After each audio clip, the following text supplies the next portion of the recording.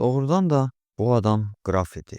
O, qızın çığırtısını eşidib, səsə cavab verən, çəpərin dalı ilə hıqqıldaya-hıqqıldaya gələn keşişçini görüb, oğru kimi başı lovlu, şeh düşmüş yaş otun üstü ilə bağın iç tərəflərinə qaçmağa başladı. O, şüursuz halda elə hey deyirdi: "Ah, mən axmağam, mən onu qorxutdum. Onu yavaşca səsləyib oyatmaq lazımdır. Ah, mən kobud heyvanam." Dayanıb qulaq asdı. Keşişçi dəyənəyini qumlu yolla sürüyə-sürüyə həyət qapısından bağa girdi. Gizlənmək lazım idi. Göl tərəfə getdi. Qurbağalar tez-tez onu diksindirir, ayağı altından suya atılırdılar. Burada o ayağı islansa da çöməltmə oturub elədiyi şeyləri xatırlamağa başladı. Səpərdən aşıb onun pəncərəsini axtardı. Nəhayət ağ bir kölgə gördü. Bir neçə dəfə hər xırda hənirtiyə qulaq asaraq pəncərəyə yaxınlaşdı və geri çəkildi. Gah ona heç şübhəsiz elə gəlirdi ki, qız onun ləngiməsindən acıqlanır, onu gözləyir. Gah da elə gəlirdi ki, qız belə asanlıqla görüşə gəlməz. Bu mümkün olan şey deyil. Nəhayət təsəvvür etdi ki, o ancaq qəzada yaşayan xanım qız kimi hiyləgərlik eləyir.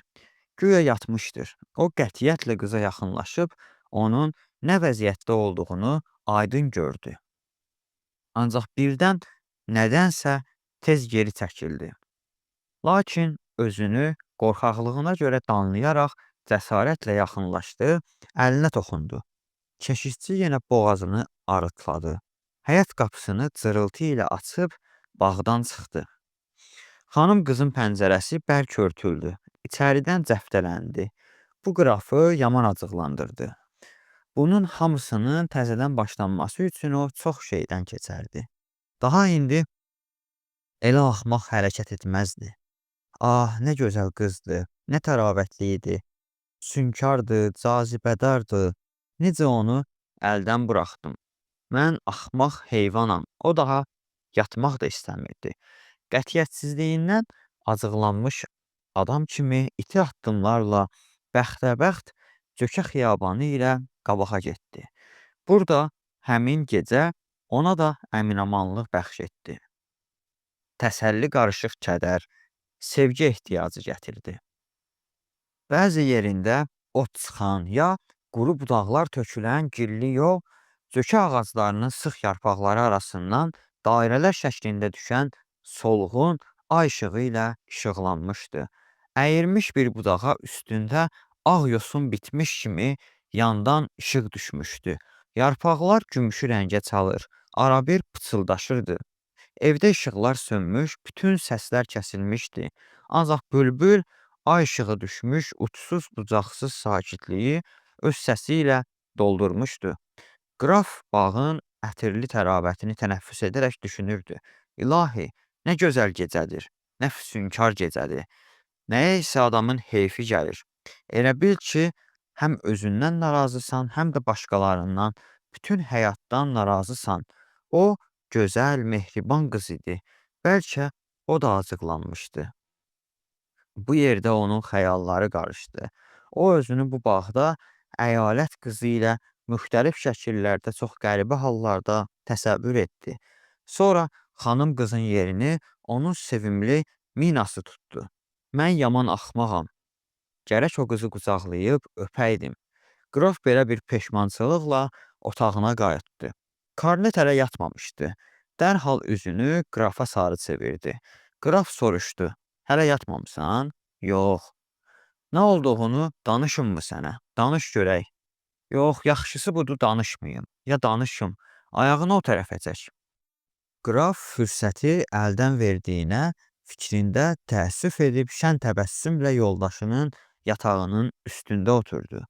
Sən təsəvvür edirsənmi, bu xanım qız mənə Rendezvos təyin etmişdi. Yəni görüş. Polozov yatağından qalxaraq bərkdən dedi. Nə deyirsən?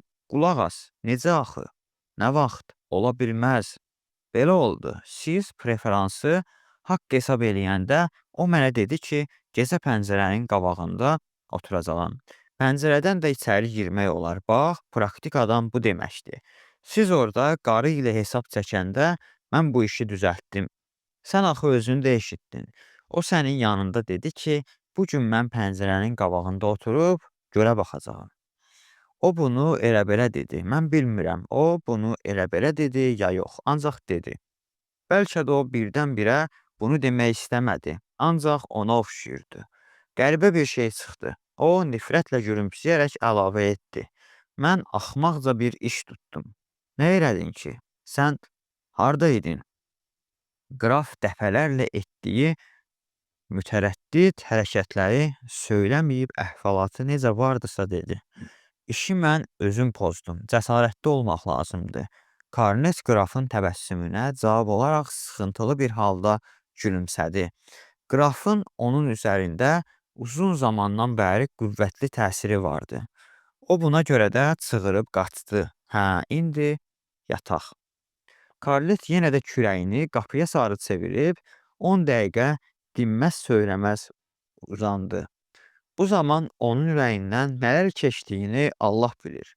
Ancaq o yenə də qrafa tərəf çevriləndə üzündə əzab və qətiyyət ifadəsi vardı. O qırıq səslə dedi: "Qraf Turbin." Qraf sakitcə cavab verdi: "Sən sayıqlayırsan nədir? Karnet Polozov nədir?" Polozov çığırıb yatağından atıldı. "Qraf Turbin, siz əclafsınız." Səhərsi gün eskadron yola düşdü. Zabitlər ev sahiblərini görmədi. Onlarla vidalaşmadılar. Karnetlə qraf da bir-biri ilə danışmırdı. İlk rahatlıq günündə vuruşmaq ehtimal edilmişdi. Qraf Rotmister Şultsu sekundant seçmişdi. O yaxşı yoldaşdı, çox gözəl at minəndi. Polkda hamı onun xətrini istəyirdi. O işi elə yoluna qoydu ki, onlar daha vuruşmadılar. Heç kəs də bu məsələni bilmədi. Hətta Turbinlə Polozov əvvəlki dostluq münasibətində olmasalar da, yenə bir-birinə sən deyir, naharda və kart oyununda görüşürdülər.